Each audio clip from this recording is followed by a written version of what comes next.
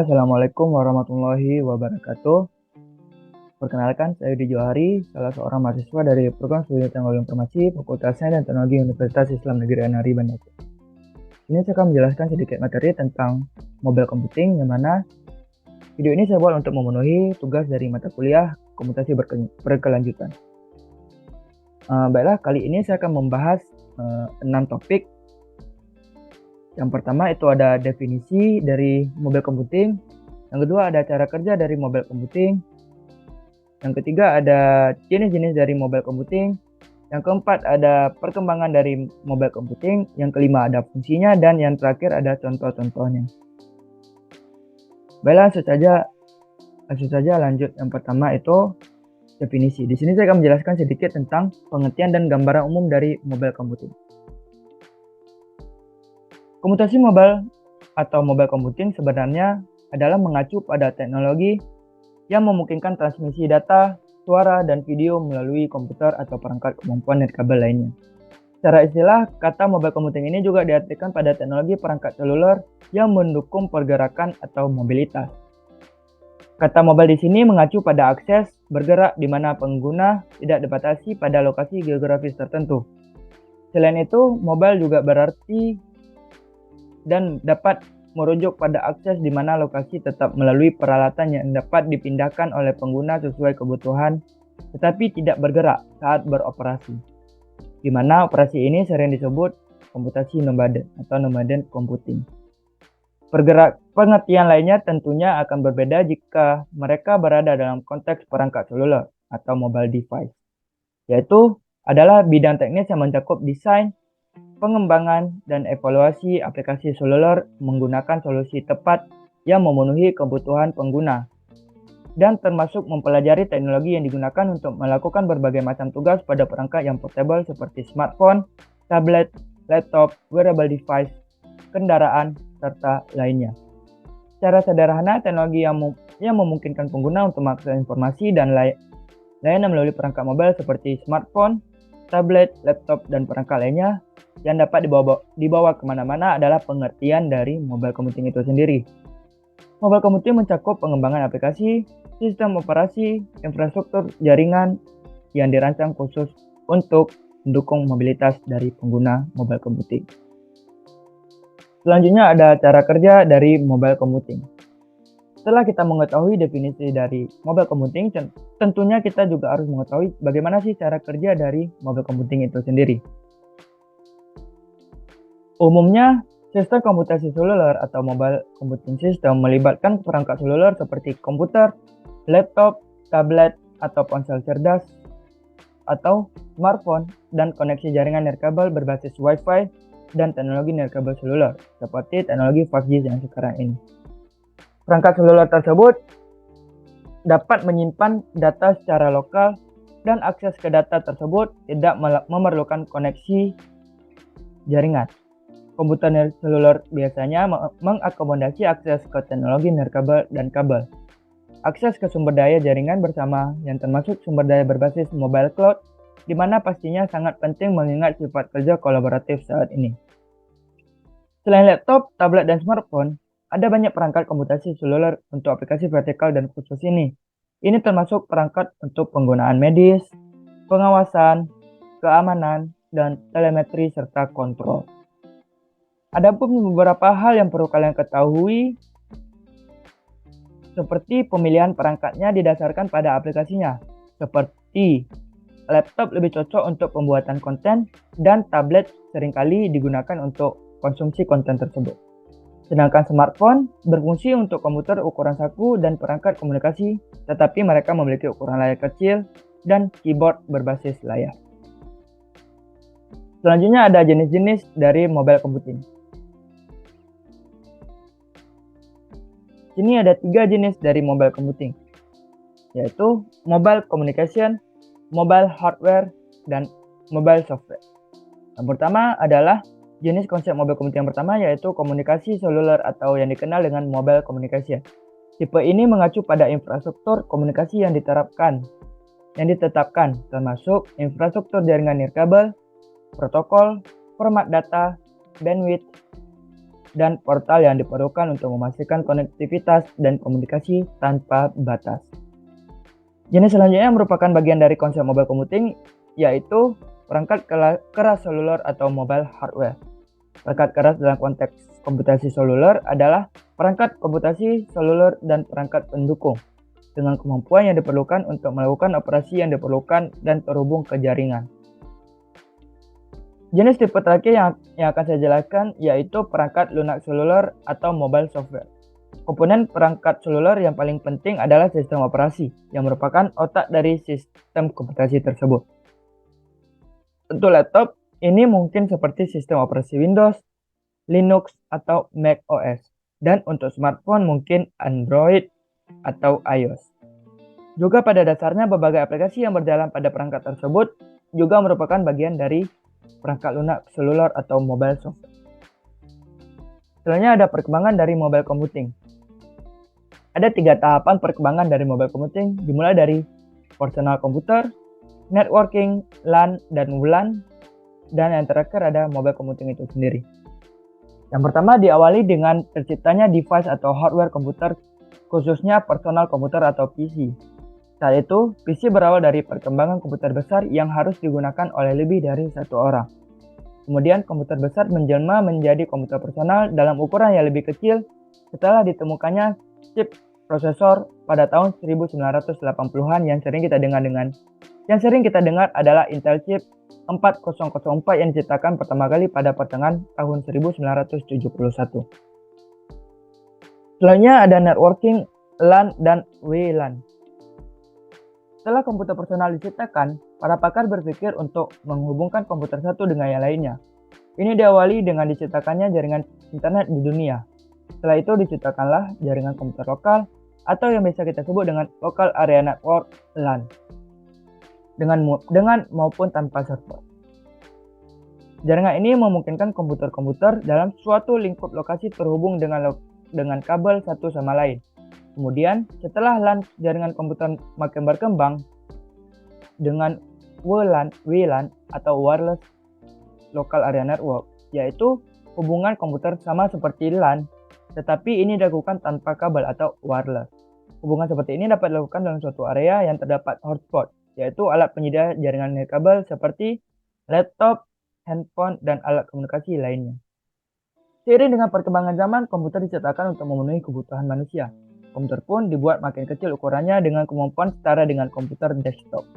Sampai saat ini komputer portable atau biasa kita sebut dengan laptop ini menjadi alat favorit karena kecanggihannya disimpan dalam ukuran yang kecil, kompak, dan mudah dibawa kemana-mana. Begitu juga dengan telepon. Semakin meningkatkannya kebutuhan manusia dalam hal komunikasi, maka telepon pun juga dibuat portable atau mudah dibawa-bawa. Sama juga dengan laptop, telepon pun juga menjadi portable dengan diciptakannya handphone atau telepon tangan kalau dalam bahasa Indonesianya. Berawal dari handphone, fungsinya pun juga semakin bervariasi, mulai dari musik, kamera, video, bahkan alat pendeteksi posisi atau GPS. Tahap terakhir dari perkembangan mobile computing itu sendiri adalah mobile computing. Setelah semua alat komunikasi kompak seperti pager, handphone, dan laptop maupun sejenisnya tercipta, maka diciptakanlah sebuah hubungan yang memungkinkan pengguna untuk melakukan komunikasi saat sedang melakukan perpindahan. Jika sebelumnya kita hanya dapat melakukan hubungan atau koneksi saat kita sedang diam seperti sedang dalam jaringan LAN, maka teknologi ini menjadi paradigma baru dalam melakukan suatu koneksi. Teknologi ini memungkinkan kita untuk melakukan distribusi data walau kita sedang berpindah dari jaringan satu ke jaringan yang lain. Contohnya, saat sedang melakukan transaksi dengan bank, kita harus melakukan login, transaksi, atau transfer, kemudian kita menerima laporan, walaupun saat itu kita sedang naik mobil berkecepatan 100 km per jam. Ini dapat dilakukan karena kita melakukan koneksi dengan jaringan yang berbeda tanpa memutus jaringan koneksi itu sendiri. Seperti contohnya saat kita sedang login, kita berada di jaringan X, saat kita bertransaksi, kita berada dalam jaringan Y, dan saat kita menerima laporan, kita berada dalam jaringan X. Jaringan Z. Ini terjadi tanpa pemutusan koneksi sama sekali, yaitu adanya hubungan antara jaringan X, Y, dan Z. Hubungan seperti itulah yang disebut dengan mobile computing. Selanjutnya ada fungsi dari dan tujuan dari mobile computing itu sendiri. Di sini saya mendapatkan 7 fungsi dari mobile computing. Yang pertama itu ada di bidang komunikasi. Mobile computing memungkinkan pengguna untuk berkomunikasi dengan orang lain melalui pesan teks, panggilan suara, atau video. Aplikasi seperti WhatsApp, Line, atau Skype memungkinkan pengguna untuk berkomunikasi dengan orang lain dari jarak yang jauh melalui perangkat mobile. Selanjutnya ada akses informasi. Mobile computing memungkinkan pengguna untuk mengakses informasi dari internet melalui perangkat mobile. Pengguna menggunakan perangkat mobile mereka untuk browsing web, membaca berita, atau menonton video secara online. Biasanya aplikasi yang digunakan yaitu Google Chrome. Selanjutnya ada aplikasi bisnis. Mobile computing memungkinkan bisnis untuk mengembangkan aplikasi mobile untuk meningkatkan efisiensi operasional dan layanan pelanggan. Misalnya aplikasi perbankan mobile memungkinkan pengguna untuk mengakses rekening bank mereka dan melakukan transaksi secara online melalui perangkat mobile. Selanjutnya di bidang hiburan, mobile computing juga digunakan untuk hiburan seperti mendengarkan musik, menonton film, atau bermain game melalui perangkat mobile. Selanjutnya di bidang pemantauan kesehatan, aplikasi mobile computing dapat digunakan untuk memantau kesehatan pengguna, seperti aplikasi pemantau detak jantung atau aplikasi pengingat obat. Yang keenam ada di bidang akses navigasi.